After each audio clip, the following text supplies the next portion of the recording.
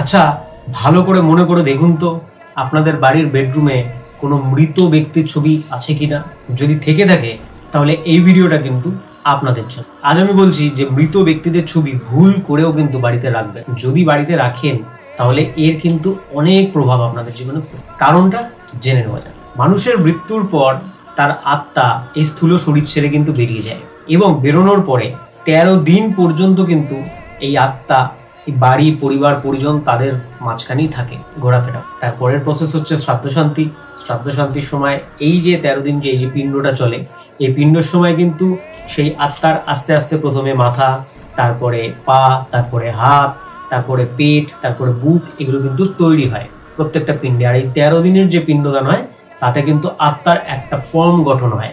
এই ফর্ম গঠন হওয়ার পরে শ্রাদ্ধ শান্তির পরে কিন্তু আত্মা যমলোকে চলে যায়। সেখানে গিয়ে তারপরে তার বিচার হয় স্বর্গ, মর্ত, পাতাল, সেটা তাদের ব্যাপার, সেটা আমি জানি না। কিন্তু এইবার মৃত্যুর পরে আপনারা যেটা করছেন, আপনার খুব হয়তো আপনজন মা বা বাবা বা ওয়াইফ, যে কেউ হতে পারে, তাদের যে ছবি আপনারা বাড়িতে রাখছেন, সেই মৃত আত্মা কিন্তু মৃত্যুর পরে আপনার আপন নয়। আর এই বিষয়টা ভালো করে মাথায় ঢুকিয়ে, তারা কিন্তু আর আপনার কেউ আপন লোক নয়।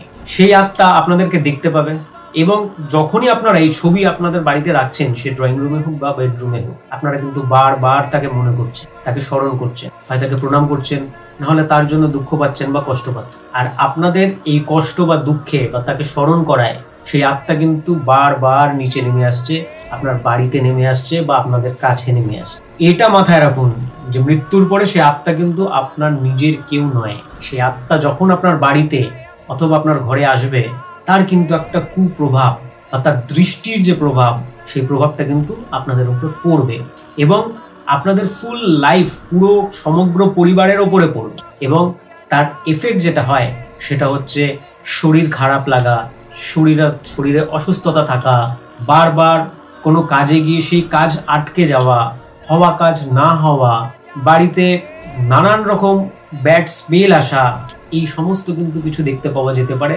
বাড়িতে মৃত মানুষের ছবি রাখলে। আর এটাকেই বলা হয় পিতৃদোষ।